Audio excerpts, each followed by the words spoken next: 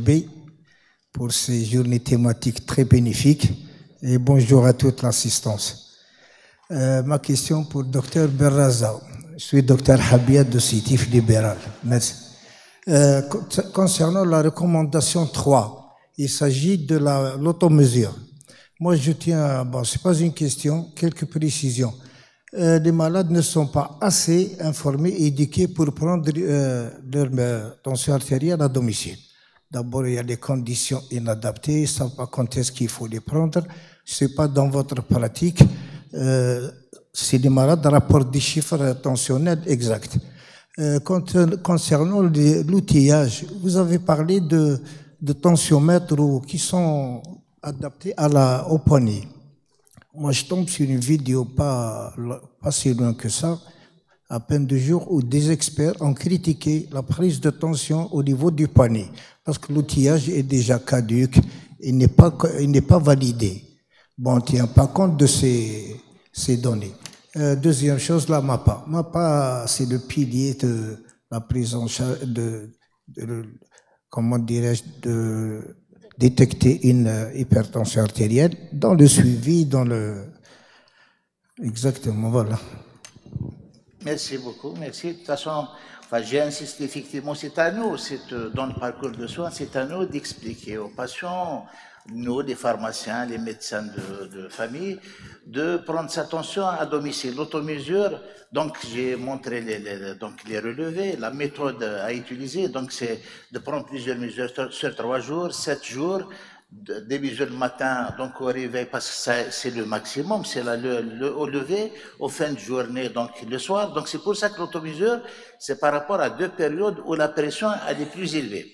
Donc on aura un reflet de la charge tensionnelle, effectivement. Donc il y a la règle des 3 jours, 3 matins, 3 soirs, on fait la moyenne. La moyenne, si ça dépasse 135-85, donc on peut parler d'hypertension artérielle. Effectivement, on doit faire adhérer les patients à cette pratique d'automesure régulière en utilisant des bons tensiomètres. Donc, il y a des listes, donc des tensiomètres validés par des sociétés donc savantes de pression artérielle. Et effectivement, le tensiomètre au poignet, j'ai mis là-bas. De toute façon, il y a quelques-uns, mais on va dire à ne pas utiliser. Effectivement, le poignet, il est sujet aux erreurs. Il y a beaucoup d'erreurs. Si on l'utilise, il faut connaître la technique. Donc, il faut se mettre dans de bonnes conditions, placer le temps au poignet et mettre donc côté cœur, au niveau du cœur. Il n'y a pas beaucoup, il y a deux produits qui sont validés maintenant. Moi, j'ai écouté à l'étranger comme quoi il y a 2 produits qui sont validés. On ne les a pas chez nous. Donc, préférez les tensiomètres donc huméral, donc bras, de bonne marque, avec un brassard adapté à la circonférence du bras. Le brassard, ça compte beaucoup, sinon on fausse aussi, hein. Donc il faut le brassard adapté au bras, adapté au tensiomètre qu'on a utilisé. La MAPA, effectivement, c'est le gold standard. Si on veut, la MAPA, ça nous fournit plus donc de renseignements, beaucoup plus donc unique. Au soir aussi, ça nous renseigne sur la pression du soir, le profil, est-ce que ça chute le soir, la pression pendant le sommeil, c'est celle-là qui est mauvaise pour certains organes, et surtout, elle nous renseigne sur la pression au lever, au petit matin. Celle-là aussi, elle est délétère, elle est associée aux événements cardiovasculaires majeurs. C'est vrai que donc la MAPA, c'est la méthode de mesure à privilégier. D'autant plus maintenant, de plus en plus, on a des appareils, donc des produits sur le marché algérien à coût réduit. C'est vrai que la plupart des médecins maintenant ils commencent à les utiliser. Il faut vulgariser ça pour avoir plus de précision et donc corriger le maximum d'erreurs diagnostiques, aussi bien HTA masqué et HTA blouse blanche. Donc, qui est donc retrouvé dans 30 à 40% des cas. La MAPA, effectivement, a vulgarisé. La MAPA, il y a plusieurs produits. C'est simple, c'est un tensiomètre électronique, oscillométrique, programmable. Donc, c'est un tensiomètre.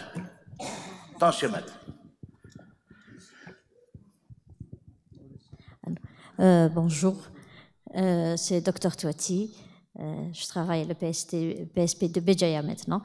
Alors j'ai une question pour Dr Boyeshi. Et il avait dit que le traitement d'hypertension chez la personne âgée, on commençait par un IEC, c'est une HTA vasculaire d'origine généralement. Et puis, le diurétique. Moi, ce qui me pose un petit problème, le diurétique. On dit que la personne âgée est sujette à faire des hypotensions. Elle risque de déshydratation, qu'elle ne se réhydrate pas très souvent. Alors qu'on a une autre panoplie qui sont les IEC, qui sont beaucoup plus cardioprotecteurs. Et quel est plutôt votre avis sur cette association-là? Alors qu'on nous a souvent dit que l'association IEC, ARA2 était meilleure avec les IEC. Et merci. Merci pour votre question. En fait, quand j'ai parlé des diurétiques, j'ai parlé de l'indapamide et du perindopril. En fait, ça, j'ai parlé de l'étude HIVET. D'accord? C'est pas une recommandation, c'est une étude qui a été menée en utilisant un diurétique plus ou moins un IEC versus placebo. Ça, c'est l'étude HIVET qui a été une étude de référence parce qu'elle avait englobé des patients qui avaient plus de 80 ans. Maintenant, ce qui est recommandé pour le traitement d'un patient hypertendu de plus de 65 ans, même chez les plus de 80 ans, toutes les classes thérapeutiques peuvent être utilisées. Toutes. Maintenant, il y a des études et des essais qui favorisent certaines molécules par rapport à d'autres. J'ai dit que c'est les sujets de plus de 80 ans. Si vous devez initier un traitement antihypertenseur, essayez de commencer par une monothérapie, être prudent, parce que c'est des sujets fragiles, et de privilégier effectivement les inhibiteurs calciques et les diurétiques, pas les IEC en première intention. Pourquoi? Parce que les IEC ARA2 donnent de très bons résultats si un sujet jeune, c'est par rapport à la paroi artérielle et c'est par rapport au système rénine-angiotensine qui est plus actif. Mais par rapport à un sujet âgé, la rigidité artérielle fait que nos artères deviennent plus rigides, plus calcaires. Automatiquement, les IEC ARA2 agissent moins. Automatiquement, il faut privilégier les calciques et les diurétiques pour agir uniquement sur la vasodilatation et sur la volémie. Par contre, par rapport à votre question sur le fait de risque de déshydratation, oui. Les études, malheureusement, sont menées dans des centres qui englobent beaucoup de pays à travers le monde, y compris les pays nordiques. C'est des pays qui sont moins chauds, ils sont moins exposés au risque de déshydratation. Agir sur la volémie a prouvé l'efficacité pour les chiffres tensionnels. Maintenant, faut-il le donner à tous les patients? Ce n'est pas systématique, c'est du cas par cas. Il faut bien sûr s'assurer et sa fonction rénale et sa calémie. Personnellement, je privilégie toujours de donner des calciques et ARA2 IEC, diurétiques généralement en troisième position, mais après, c'est des habitudes de traitement et c'est dépend de votre profil patient. Juste un petit... je suis d'accord avec Dr Boaishi que les études ont été faites dans des pays froids et pas dans des pays chauds. Nous, il faut faire très attention, effectivement. Le diurétique, c'est l'indapamide, c'est pas le furosémide. Donc, c'est pas l'hydrochlorothiazide. Et deuxièmement, il faut absolument qu'on dise à nos patients, surtout qui sont très fragiles, qu'en période très, très chaude, s'ils prennent un IEC, par exemple, ou un ARA2, et le professeur Hedon va le confirmer, j'imagine, s'il y a une hypovolémie, il y a risque d'insuffisance rénale aiguë. Donc, il faut absolument qu'on fasse l'éducation thérapeutique de nos patients, surtout quand on associe un IEC et un diurétique. Il faut faire très attention parce qu'il y a un risque d'insuffisance rénale s'il y a un épisode de canicule, de chaleur, de déshydratation, d'hypovolémie, etc. Moi, c'est Dr Ben Mimoun. C'est une question pour le Dr Boaishi. Tu ne trouves pas que pour le sujet âgé, il est sujet à faire de l'hypertension blouse blanche et de l'hypotension orthostatique? Et dans ces conditions, on est obligé peut-être d'y aller vers des mesures ambulatoires au lieu que ça soit la mesure du cabinet médical. Donc, pour éviter le surtraitement et les situations dramatiques qu'on peut avoir. Merci. En fait, j'en ai parlé au début justement, juste avant de commencer ma présentation, juste après les définitions, j'ai montré la courbe sur le risque d'acheter un blouse blanche et acheter un masqué, c'est le sujet âgé. Il faut savoir qu'elle est plus importante si c'est un sujet âgé que si c'est un sujet jeune. La prise de tension artérielle au cabinet est utile par rapport à sa simplicité et à son utilité, mais surtout si c'est un sujet âgé, effectivement, il faut souvent aller vers des MAPA pour confirmer la présence d'une hypertension artérielle avant de trancher d'une manière définitive. Mais le taux d'HTA blouse blanche augmente aussi avec l'âge, c'est une réalité. Moi, je voulais juste rebondir un petit peu sur la démocratisation de l'automesure et de la MAPA. Le bémol, c'est que c'est très cher.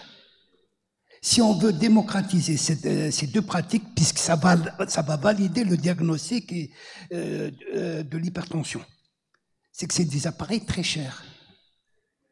Je ne vois pas que c'est cher ces appareils, surtout chez nous. Peut-être c'est cher ailleurs, mais en Algérie, c'est pas cher par rapport, 9000 dinars. par rapport au portable, par rapport au Flixi. Non, c'est pas. C'est pas cher. La santé n'a pas de Donc prix. il y a des appareils de bonne qualité Je parle à 5000 dinars et moins. Je parle des appareils conformes et valides. Conforme, oui, Valide, conforme, moins de 10 000 le dinars. moins cher, il fait 9000 dinars. Hein. Cadeau d'anniversaire de tous les enfants pour le papa et la maman. Bah, c'est comme ça que je dis. Spéculer maintenant. Bah, c'est comme ça que je dis, et mes malades, ils ont tous un intentiomètre, ils sont contents. On a un grand retard chez nous, effectivement. Les pays voisins, ils sont à peu près à 80% de leurs patients ils ont leur tensiomètre. En Tunisie, au Maroc et ailleurs.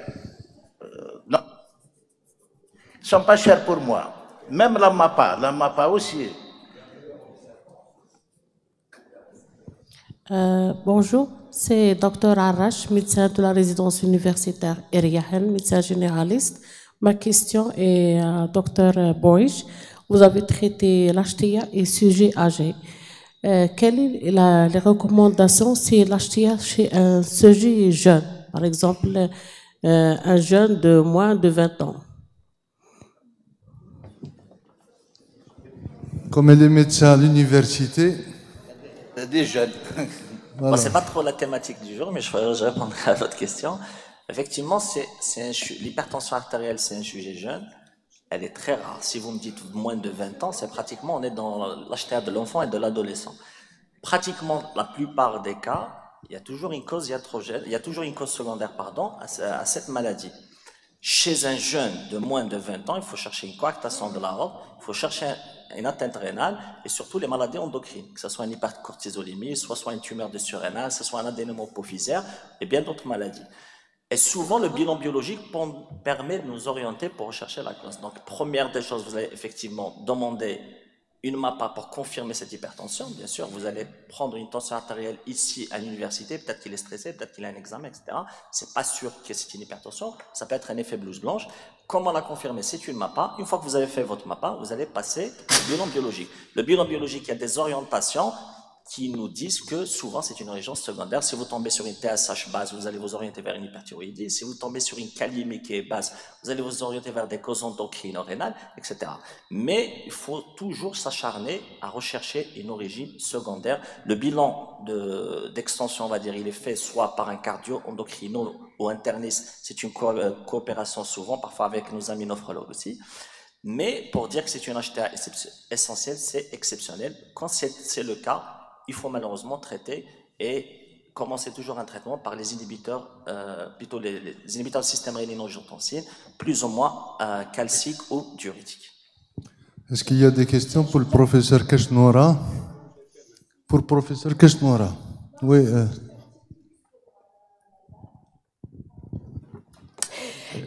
Quand on regarde la littérature actuelle et les séries actuelles, comme il a dit Dr Bouachi, je suis tout à fait d'accord, c'est l'HTA secondaire, mais quand on regarde actuellement, il y a un nouveau phénomène, parce que vous allez avoir deux cas de figure. Soit le malade a une HTA sévère grade 3, soit il a un grade 1, grade 2. Dans les grades 1, grade 2, c'est des obèses, c'est de l'obésité en général et de la super sédentarité, les smartphones. Donc, et ça, c'est un phénomène qui est rapporté dans la littérature. Donc, c'est pas toujours une HTA secondaire, ça peut être malheureusement une HTA primitive juste due à l'obésité et à la sédentarité. Donc, il faut faire maigrir le malade, il faut le faire bouger. En fait, c'est même pas un malade, c'est un futur malade. Donc, il faut le faire bouger et parfois, on peut se passer du traitement médical. Mais, d'abord, HTA secondaire, je suis tout à fait d'accord. Bonjour, docteur Touati. Une question technique au professeur Kachnoura concernant le dosage des marqueurs de l'insuffisance cardiaque. Je pose surtout une question concernant la fiabilité au niveau des labos, au niveau de notre wilaya. Alors, on n'a pas du tout de problème de fiabilité, c'est fiable. Alors, c'est des automates, c'est tout à fait fiable. Et de toutes les façons, l'insuffisance cardiaque, ça ne va pas vous donner 125 picogrammes, hein, ça va vous donner 1000, 2000, etc. C'est des valeurs qui sont très, très élevées.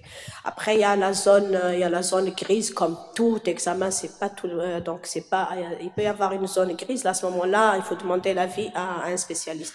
Mais ce qui est intéressant, c'est, vous avez vu dans l'algorithme des recommandations, le NT-proBNP vient avant l'échocardiographie parce que ça vous permet déjà de dire insuffisance cardiaque, pas insuffisance cardiaque, et on gagne du temps, on évite l'errance diagnostique. Et je vous assure qu'il y a des malades qui sont restés 10 ans à être traités en pneumo un peu partout, alors que c'est de l'insuffisance cardiaque. En général, c'est des valvulaires qui sont comme ça. C'est pas les infarctus, les dysfonctions VG sévères, etc. Oui, c'est pour le professeur Kachnoura. Par rapport au traitement de l'insuffisance cardiaque, parmi les axes de ce traitement, il y a la réadaptation cardiaque. Je pense que c'est un axe quand même très, très important. Il est même recommandé vivement. Je ne sais pas ce qu'on fait ici en Algérie et en particulier dans votre service, les malades qui sortent après un tableau d'insuffisance cardiaque. Et merci. Déjà, pour mettre un échographe, il faut avoir de l'espace. Pour mettre une grande salle de réadaptation, il faut encore beaucoup plus d'espace. Donc, on ne fait pas de réadaptation à l'hôpital. Mais quand on regarde les recommandations, n'importe quelle activité physique, il va 5 fois à la mosquée. Il va aller acheter son pain dans la boulangerie la plus loin. Moi, c'est ce que je propose aux malades. Et il va aller, au lieu de faire ses commissions en une fois, il fait ses commissions en 3 fois. Donc, toute activité est très intéressante. Et pour les malades qui sont très sévères, au lieu de rester dans le lit, il se fait servir et mange au lit, etc. Parfois, une toute petite activité suffit. Donc, moi, je conseille à mes malades de faire toute activité, donc de participer à l'activité quotidienne, de participer à faire la cuisine pour certains, de sortir, etc., un maximum. Et ils se rendent compte, après ils vous disent je suis fatigué, ils se rendent compte que non. En fait, au fur et à mesure qu'ils font de l'activité physique, ils sont moins, il y a une bonne adaptation à l'effort et ils sont moins fatigués. Mais pas de réadaptation. De toute façon, à ma connaissance, il n'y a pas un service algérien qui fait de la réadaptation dans l'insuffisance cardiaque. On a commencé à Beni Messous, mais ça s'est arrêté. J'ai noté que vous avez parlé du coefficient de saturation et de la ferritine. Vous n'avez pas parlé de la FNS. Doit-on supplémenter, sachant que la ferritine est basse, inférieure à 100, avec une hémoglobine normale, un VGM normal et un TCM normal? Pardon, c'est hémoglobine inférieure à 13 chez l'homme et inférieure à 12 chez la femme. Mais c'est démontré dans l'insuffisance cardiaque, même si le malade n'est pas dans ces valeurs-là et qu'il a une carence en fer, il faut supplémenter, sauf si l'hémoglobine est supérieure à 15. J'ai répondu?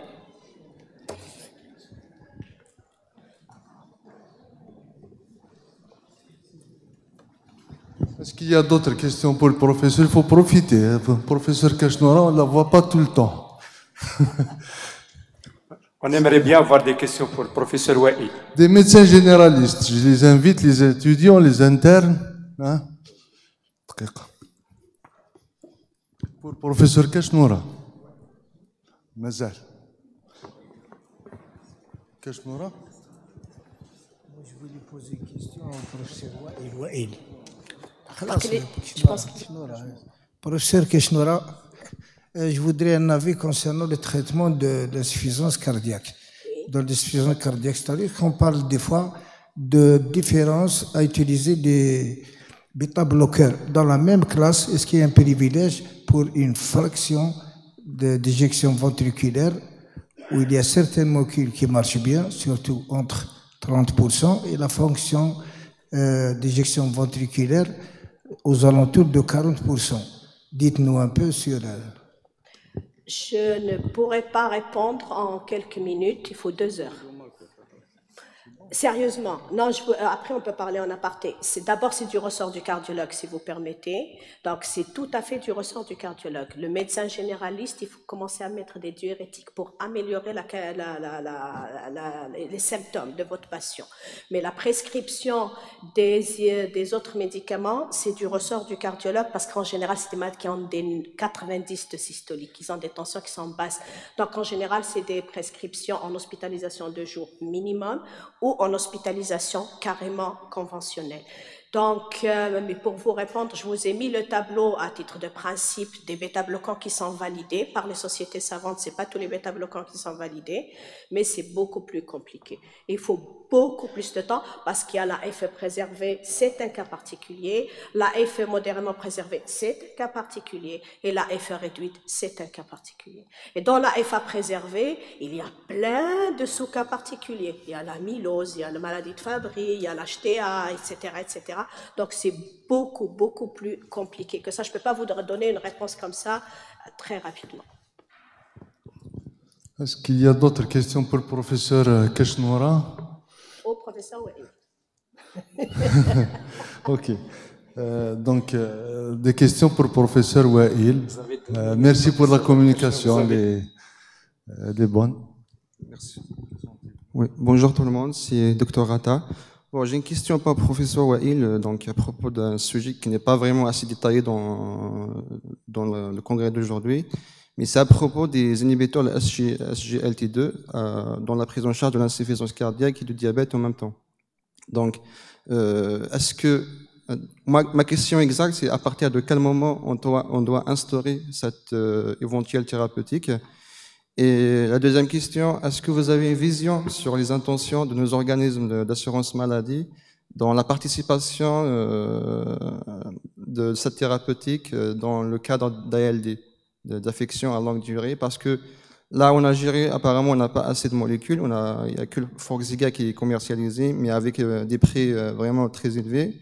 Donc voilà, est-ce que vous avez une vision sur ce sujet? Merci beaucoup. Pareil, la réponse pour traitement par SGLT2, c'est très très long. Parce qu'il y a aussi insuffisance cardiaque à effet préservé, insuffisance cardiaque avec diabète, sans diabète, insuffisance cardiaque à effet modéré, insuffisance.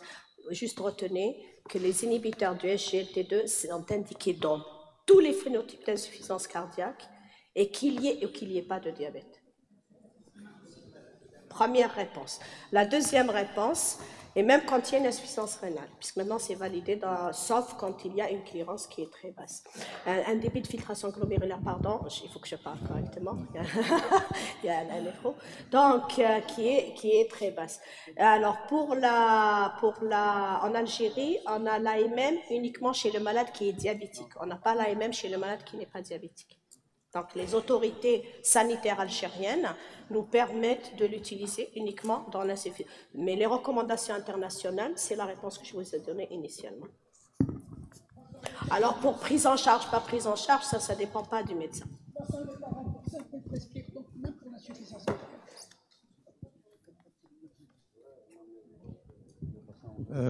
C'est Dr Bécha, une question au professeur Wael. Professeur Wael, quand vous arrivez aux objectifs du traitement de la dyslipidémie chez l'hypertendu et qu'il persiste une hypertriglycéridémie, quel est le rôle des fibrates dans ce... En tout cas, merci pour la question. C'est une excellente question. C'est vrai, on dit que l'idéal, c'est de ramener les triglycérides à moins de 2. C'est ça l'idéal. Mais l'association statine-fibrate, jusque-là, je pense qu'elle n'est pas la plus recommandée.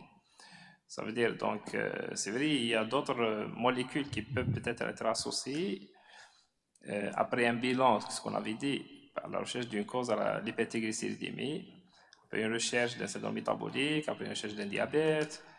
Et si on est devant une hypertriglycéridémie vraie associée à l'hypercholestérolémie, on n'arrive pas à équilibrer l'hypercholestérolémie et on a une hypertriglycéridémie associée. Certes, dans certaines situations, peut-être on va aller vers l'association. Mais ça reste après discussion, c'est des dossiers à prendre à part. C'est pour ça que je n'ai pas parlé de cette situation. J'ai dit juste que l'hypertriglycéridémie, elle doit être peut-être évaluée, qu'on essaie de ramener les triglycérides à moins de 2, mais les gens ne doivent pas sortir avec cette idée d'associer statine fibrate. Donc ça reste une idée à discuter peut-être au cas par cas. Est-ce qu'il y a d'autres éléments à prendre comme l'oméga, etc. Donc je pense que je n'ai pas voulu aborder cette question. Non, la question, que faut-il faire? Je n'ai pas dit qu'il fallait associer fibrate et statine. Oui. Que faut-il faire quand la triglycéridémie persiste? Jusqu'au 5, on ne s'inquiète pas trop. C'est tout ce que je peux vous dire. On essaie de ramener le triglycéride à moins de 2, mais sans beaucoup d'acharnement. C'est vrai quand il est très très élevé, avec un risque de pancréatite, avec d'autres risques, oui, jusqu'au 5, oui. On peut tolérer jusqu'au 5. Donc, les hypertriglycéridémies, dans le cadre des dyslipidémies familiales, c'est un autre chapitre aussi. Donc, c'est traité à part. Donc, ici, on a traité dyslipidémie associée à l'HTA dans un cadre global. Mais hypertriglycéridémie, moi, je dis qu'il y a certaines tentatives, mais je ne veux pas aborder cette question en ce moment. Merci. Si je peux rajouter un petit mot pour le Dr Béchar. En fait, en parlant d'hypertriglycéridémie, quand elles sont isolées ou bien associées à des facteurs de risque cardiovasculaire, c'est deux cas différents. Maintenant qu'elles sont isolées, c'est le risque de pancréatite, etc., quand le taux est élevé. Nous, en cardio, par exemple, on traite toujours par des statines en prévention secondaire ou bien en prévention primaire. Maintenant, quand il y a toujours un risque résiduel, ce qu'on appelle le CO-risque résiduel, effectivement, ce qui est recommandé, c'est d'autres molécules. C'est les anti-PCSK9 et les éthymibes. Des molécules qui ne sont pas trop courantes dans le pays, malheureusement. Après, est-ce qu'il faut associer une fibrate?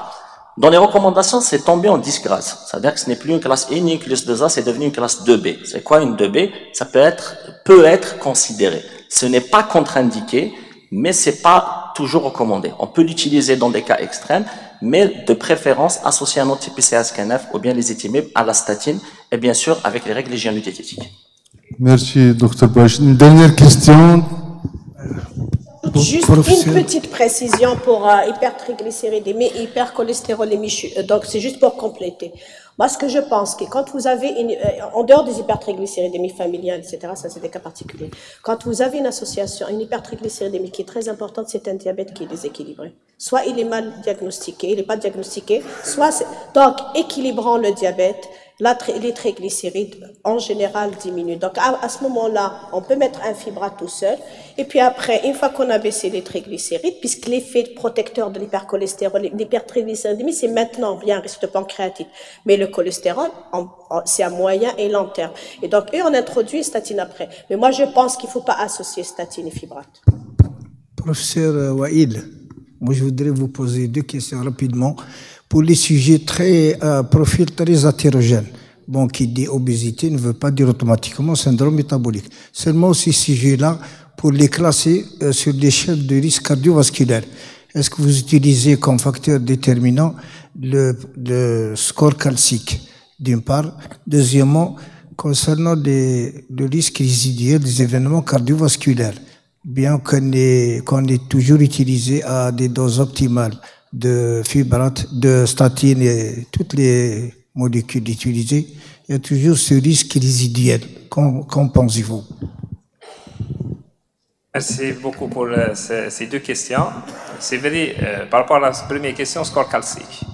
Dans les recommandations actuelles, on peut utiliser le score calcique quand le risque il est intermédiaire et les gens qui ont un risque élevé sont traités d'emblée. Donc là, le score calcique il est réservé à cette catégorie des patients. Concernant le risque résiduel et le reste, le risque résiduel, donc il y a une distinction entre le risque résiduel, ça veut dire donc le patient qui garde un risque malgré le traitement optimal de l'hypercholestérolémie, l'hypertriglycéridémie, il y a un risque résiduel. Et les patients qui sont presque en cible non atteinte. Ça veut dire que j'ai donné toutes les thérapeutiques et je n'arrive pas à atteindre la cible. C'est ça un peu avec la dose maximale tolérée. Parce que, et dans ce cas-là, on considère que toutes les thérapeutiques données n'ont pas donné l'effet. Si on arrive à associer les trois et on atteint les 85% de réduction et on dit qu'on n'est pas à la cible, Moi, je pense que les recommandations, c'est plus de 50% de baisse, ou bien un seuil qui est défini à 0,55. Je pense que c'est ça. Pour le moment, on n'a pas toutes les molécules, donc on va rester sur l'hypothèse de la diminution de plus de 50%. C'est bon? Merci. Je pense qu'on va arrêter cette première séance. Donc, on remercie les communicants, Dr Baraza, professeur Kashnora, Dr Bouaïchi, professeur Wael. Ils ont fait de belles communications. Je vous invite à une pause café, malgré qu'elle est en retard, on s'excuse.